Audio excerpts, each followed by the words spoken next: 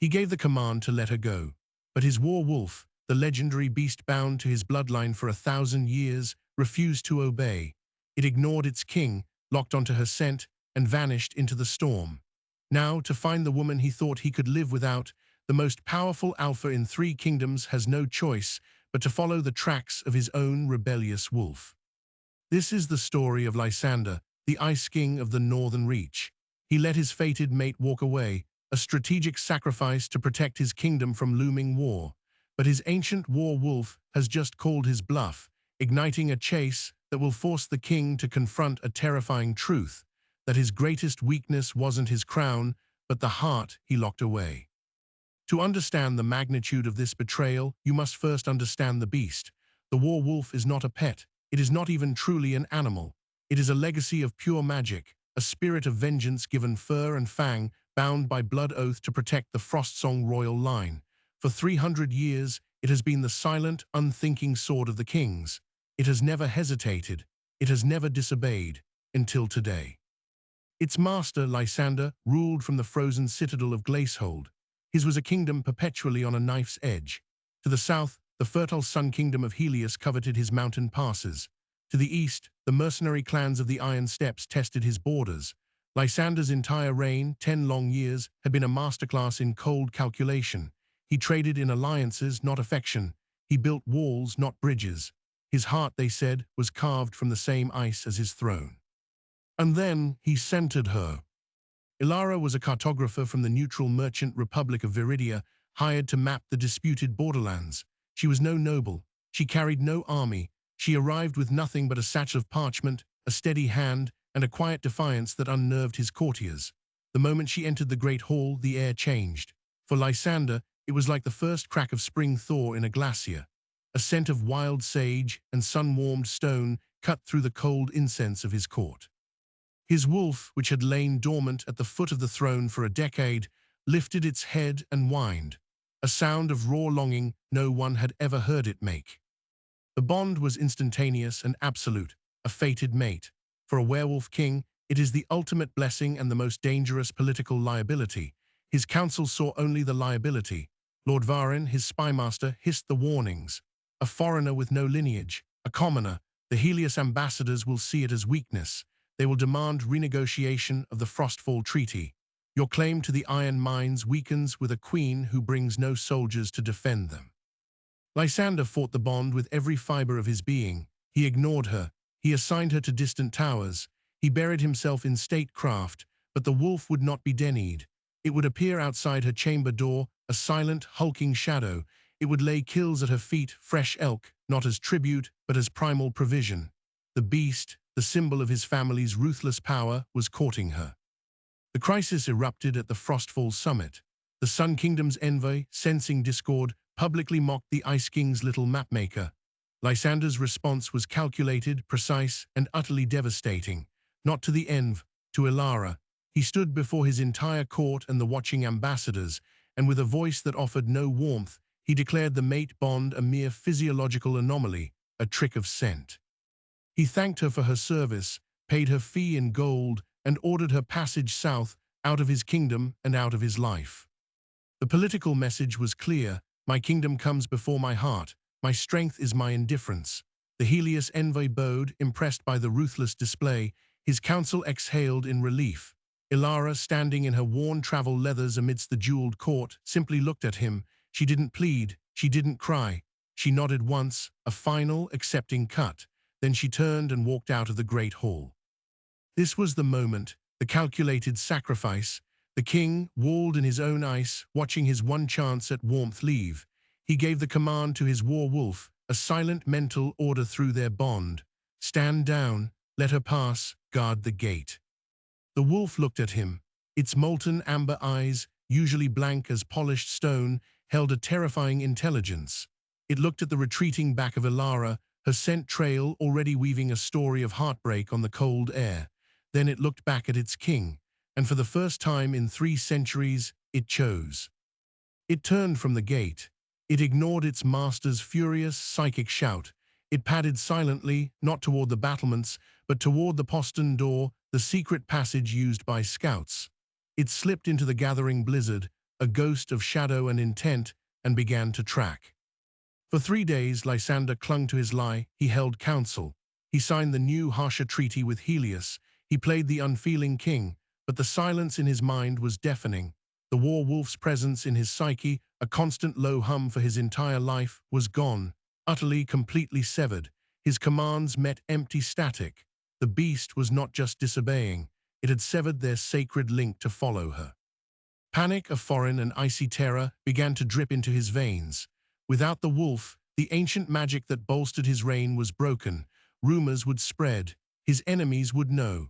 On the dawn of the 4th day, his tracker captain, a grizzled veteran named Kale, entered the throne room, his face pale. "My king," Kale said, his voice trembling, "the wolf's trail, we found it. It is not patrolling the borders. It leads south through the Blackwood.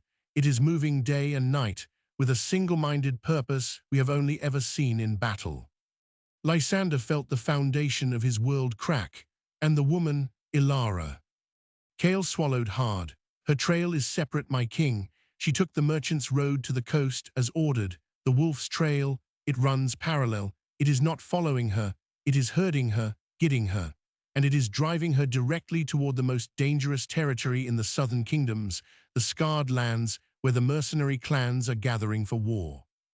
Lysander's decision was instant, and it would unravel a decade of careful statecraft in a single afternoon. He abandoned his throne in the middle of a war council. He didn't issue a proclamation. He didn't consult his spymaster.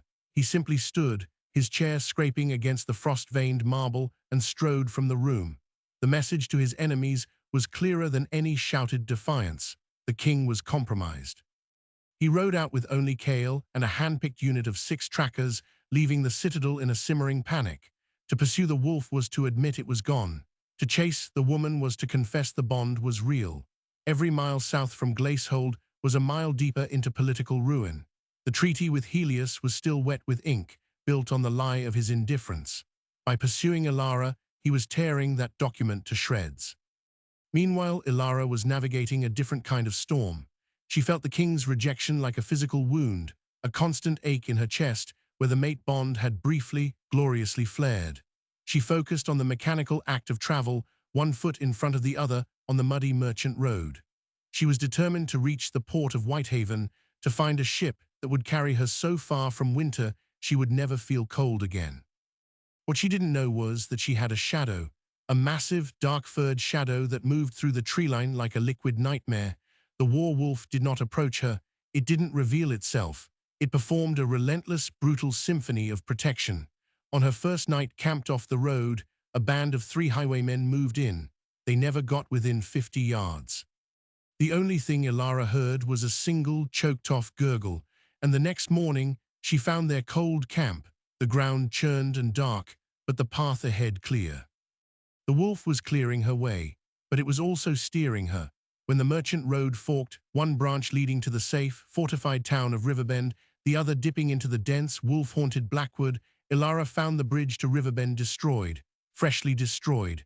The stonework was shattered as if by a giant's hammer. The only route was the forest. A coincidence, she thought, her heart sinking, a terrible coincidence. Back in the northern reach, the void left by the king and his legendary beast created a vacuum. Lord Varin, the spymaster, intercepted a coded message within hours of Lysander's departure. It was from the Sun Kingdom's intelligence corps. It contained 3 words: "The ice cracks." They knew. The Helios ambassadors, all smiles and bows days before, suddenly demanded emergency revisions to the Frostfall Treaty, citing unforeseen instability. The king's absence was a beacon. Worse news came from the Eastern Scouts. The mercenary clans of the scarred lands, usually fractious and disorganized, were coalescing.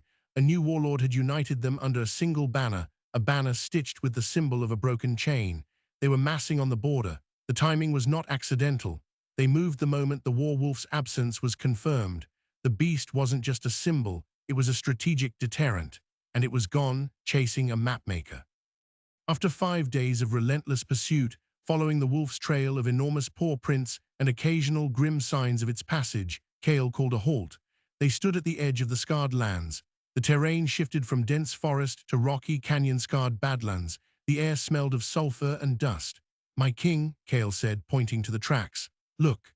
The wolf's trail and Ilara's smaller boot prints were now converging. They entered the same narrow canyon pass. "He's led her right into the heart of it," Lysander whispered, a cold fury replacing his panic. "Is it trying to get her killed?" But Kale, crouching low, shook his head. "No, your majesty, look at the wolf's stride. It is not chasing, it is flanking. It is positioning itself between her path and the direction of the clan camps." The realization hit Lysander like a physical blow. The wolf wasn't herding her to danger. It was escorting her through it, taking the most direct, most dangerous route to what? Where was it taking her? They pushed into the canyon. The tension was a live wire. Every echo of a dislodged stone sounded like an army. And then they heard it, not the wolf, not Ilara, the distinct metallic clash of steel on steel and a man's shout, followed by a pained cry that echoed off the stone walls. Lysander's blood went cold. It was Ilara's voice. He abandoned stealth, sprinting forward, his trackers struggling to keep pace. They rounded a bend in the canyon and the scene unfolded like a nightmare. Ilara was backed against a cliff wall, a long, sharp drafting stylus held like a dagger in her shaking hand. Surrounding her were 5 scarred, leather-clad mercenaries, their weapons drawn. They were closing in, laughing. They had cornered their prey. But they had made a fatal mistake. They had focused solely on the woman. They had not seen the shadow detach itself from the high rocks above them. The war wolf dropped into their midst without a sound. What happened next was not a fight. It was an annihilation. The wolf moved with a speed that defied its size. It was a blur of darkness and amber eyes. One mercenary was lifted and slammed into the canyon wall before he could swing his sword. Another lost his arm at the elbow to a single snap of jaws. Lysander skidded to a halt, watching the beast, his beast, protect his mate with a ferocity that shamed his own cold dismissal. The last 2 mercenaries turned to flee.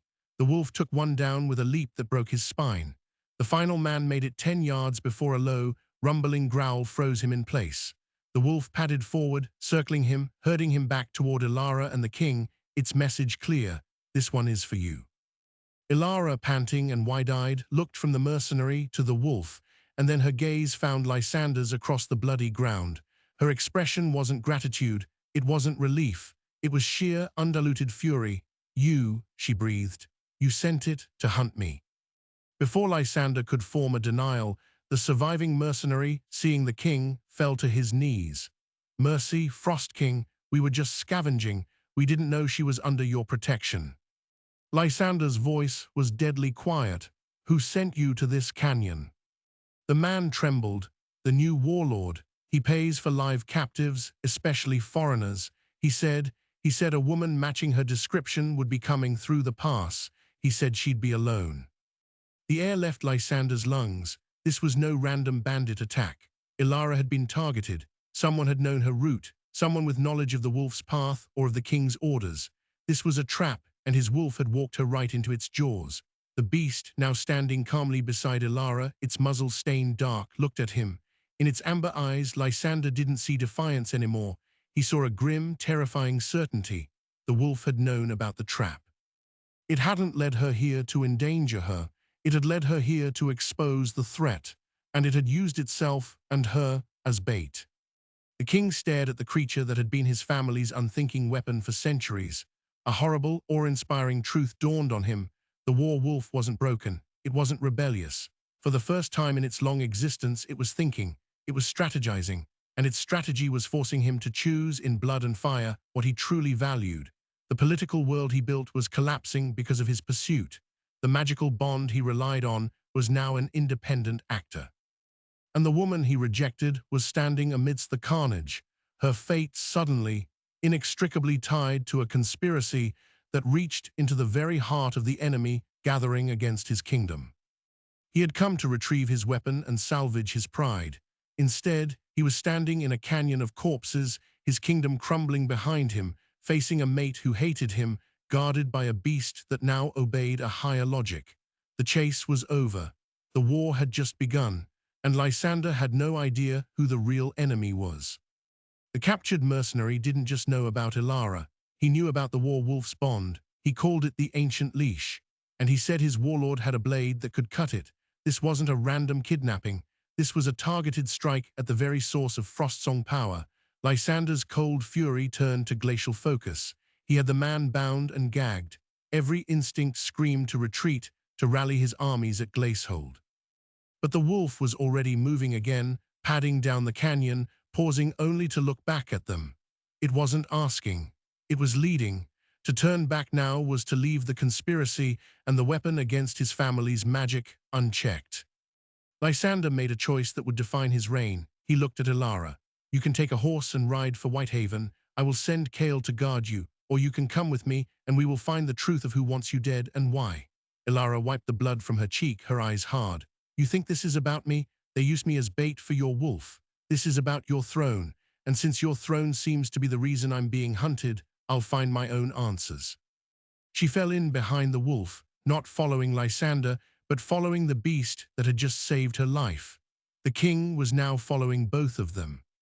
The wolf led them out of the scarred lands and into the rolling, haunted hills of the Whispering Marches, a neutral buffer zone littered with ancient ruins. It moved with unnerving purpose, heading for a specific, overgrown temple complex known as the Howling Stones. According to legend, it was the site where the first Frostsong king had bound the wolf's spirit a millennium ago. The wolf was going home, not to Glacehold, but to the origin of its curse. As they traveled, Lysander's small party intercepted a desperate message from the north, carried by a wounded scout who had tracked them for days. The news was catastrophic. In the king's absence, Lord Varin had declared a regency, citing Lysander's abandonment and mental fracture. The Sun Kingdom, citing treaty violations, had moved troops into the disputed mountain passes. The eastern border was collapsing under the mercenary clan's unified assault. Glacehold was under siege from within and without. The kingdom Lysander sacrificed his mate for was falling apart in his hands. But the wolf's behavior held a deeper shock. At night, it didn't guard the perimeter. It sat beside Ilara, and one night under the light of the moon she reached out and touched its massive head. A soft, golden light pulsed where her fingers met its fur. Ilara gasped, jerking her hand back as if burned. I saw memories, she whispered, her voice filled with awe. Not wolf memories, king memories. I saw your great-grandfather signing a treaty. I saw your mother as a child. The bond wasn't just between king and beast. It was a living archive of the Frostsong line, and Ilara, as the king's true mate, could now access it. This changed everything. The wolf's defiance wasn't rebellion. It was executing a protocol older than the kingdom itself. Its primary oath wasn't to the king on the throne, but to the preservation of the bloodline's legacy. It had deemed Lysander's rejection of his mate a direct threat to that legacy, so it acted to preserve the bond, and by extension, the kingdom's magical foundation, by any means necessary. It was more loyal than Lysander had ever been. He reached the Howling Stones under starless sky. The ancient temple was a circle of monolithic pillars, and in the center, a stone altar bore deep grooves from massive claws. The wolf walked to the altar and lay down upon it, a posture of submission and waiting. As the moon broke through the clouds, the grooves in the stone began to glow with the same amber light as the wolf's eyes. A voice, ancient and rasping, filled the clearing, not through the air, but in their minds. It was the wolf, or the spirit within it. 3 centuries I have waited for a king worth serving, the voice echoed. You are not he, you are a caretaker of ice, a preserver of stagnation, but she is a catalyst. The bloodline must evolve or perish. The enemy knows this. They have found the severing blade. The revelations came in a torrent. The severing blade was a relic from the war that created the wolf, capable of killing the spirit and breaking the bloodline's magic forever. The new warlord of the Scarred Lands was no mercenary. He was a disgraced Frostsong cousin, Balthazar, whom Lysander's father had exiled for treason. Balthazar had been searching for the blade for decades. He had allied with the Sun Kingdom, promising them the northern mines in exchange for their support. His plan was elegant. Use the king's rejection of his mate to create emotional turmoil, sever the ancient bond with the blade, and watch the magic that held the northern reach together unravel. Then he would sweep in as the rightful heir with a new, brutal power. The wolf had sensed this plot unfolding. It knew Balthazar had finally located the blade. So it did the one thing no Frostsong king would ever expect. It broke its leash. It went to find the one person who could reforge the bond stronger than before, the true mate. And it led her, and by extension Lysander, here, to the source of their power, to be warned. Ilara looked from the speaking wolf to Lysander. You said your heart was a weakness your kingdom couldn't afford, but your enemy isn't attacking your walls. He's attacking your heart, and your wolf knew it was the only thing worth saving. Lysander stood before the ancient spirit of his house, humbled. He had been outmaneuvered by his own hound, saved by the woman he cast aside, and his kingdom was burning because he'd left it in the hands of a traitor. The political chessboard was in ashes. This was no longer a war of treaties and borders. It was a war for the soul of his bloodline. And the only weapons he had left were a woman who despised him, a wolf that answered to a higher calling, and the devastating realization that every cold, calculated choice he'd ever made had been wrong. He dropped to one knee before the wolf, not as a king to a beast, but as a man to a teacher. What must I do? The wolf's amber light flared. The blade is in the Sun Kingdom's capital, Heliosar, a gift from Balthazar to his allies. It will be used at the solstice, in 2 days' time, in a public ritual to break our bond and declare your line forsaken by the old magic. You cannot reclaim your throne from Glacehold. You must strike at the heart of the conspiracy. You must go to the enemy's city and take back your destiny. Lysander rose. He turned to Ilara. I have no right to ask anything of you, but I am asking, help me save what my pride has nearly destroyed. Ilara studied him, the mapmaker in her calculating routes and risks. Finally, she nodded. Not for you, for the wolf, and for the people your family is sworn to protect, who don't deserve to be ruled by a traitor with a magic-killing knife. The path was set, not a retreat, but an impossible invasion. A king without an army, a mapmaker, and a legendary wolf would infiltrate the most fortified city in the Southern Kingdoms to steal a mythic blade from a combined force of traitors and Sun Kingdom elites. The chase for love had become a desperate heist to save an ancient magic, and the fate of 3 kingdoms now hung on the most unstable alliance imaginable. The Sun Kingdom's capital was a city of gold and fire, a fortress built on arrogance. They never considered an attack from within, and they certainly never expected a king to arrive as a thief.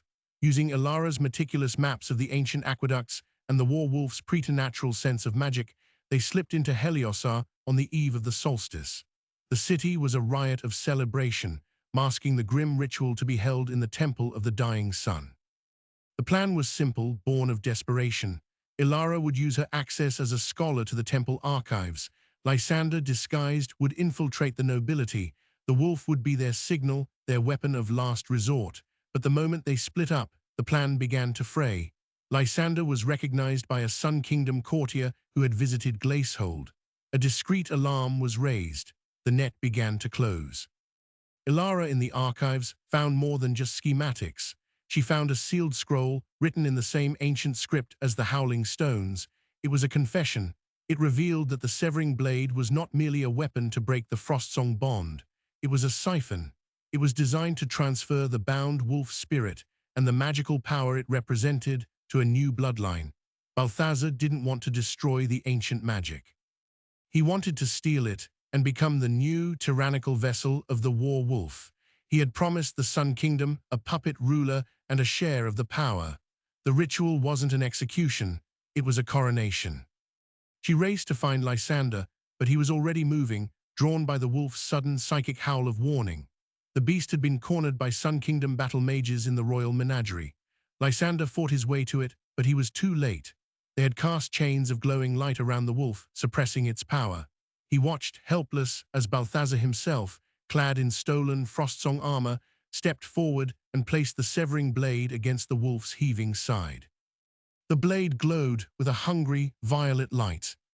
At that moment, Ilara burst into the courtyard, the scroll in her hand. It's a trick, Lysander. The blade doesn't sever, it steals. Balthazar laughed. Ah, the mapmaker, you are too late. The power passes to me now, and with it, the right to rule the north. He began the incantation.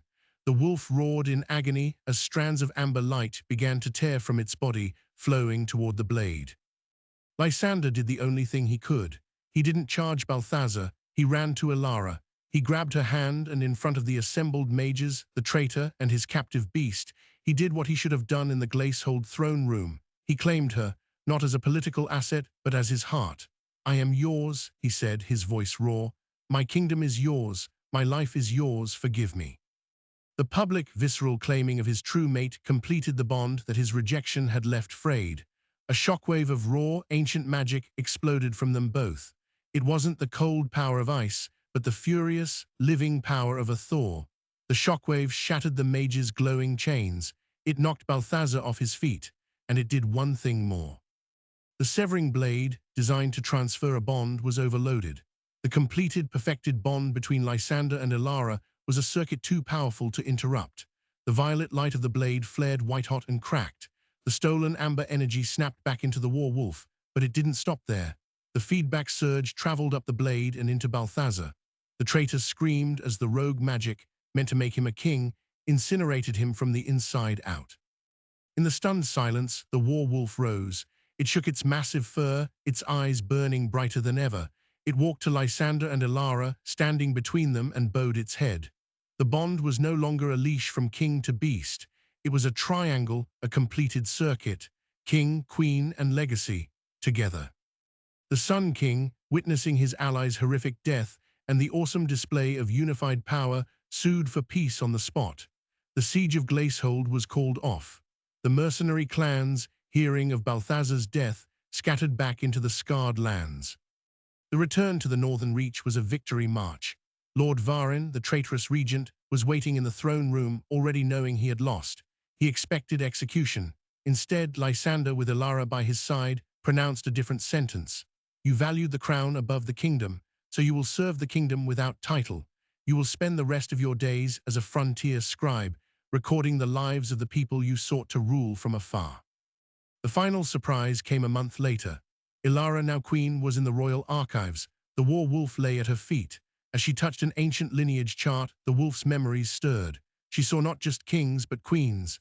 She saw the first binding, and saw that the original spirit had not been bound by a king, but by a queen, a powerful seer who had tamed the wild magic to protect her people. The Frostsong legacy had been matrilineal at its start. The bond had weakened over centuries as kings forgot its true source. Elara's presence, her acceptance, hadn't just saved the bond. It had restored it to its original, most powerful form. The wolf had not just been preserving the bloodline. It had been searching for the missing piece to make it whole again. Lysander found her there, amidst the scrolls. He saw the truth in her eyes and smiled. It was never my crown it was protecting, he said. It was waiting for yours. The Ice King's reign was over. The thaw had begun. A rule built not on cold isolation, but on the united strength of a king, a queen, and the legendary beast that had been wise enough to bring them together. The wolf, having finally fulfilled its ancient purpose, now slept peacefully by the hearth, its long vigil done. So what is the true lesson of the Ice King and his war wolf? It's a story we see echoed not just in fantasy, but in our own lives. We build walls, call them strength. We make cold calculations, call them wisdom. We silence the parts of ourselves that feel too deeply, believing they make us vulnerable to our enemies. But what if our greatest vulnerability is not our capacity to feel, but our stubbornness in denying it? Lysander's kingdom wasn't saved by thicker ice or higher walls. It was saved by a Thor he fought against every step of the way. The legendary beast, the symbol of his family's unfeeling power, turned out to be the only one who remembered the original truth, that real power isn't control, it's connection. The wolf wasn't disobedient. It was the most loyal creature in the entire kingdom, loyal to a future its king was too blinded by tradition to see. Elara the mapmaker didn't bring armies or gold. She brought a new perspective. She could read the ancient maps of power that the Frostsong kings had forgotten how to see. In the end, the most strategic move wasn't a political alliance or a tactical withdrawal.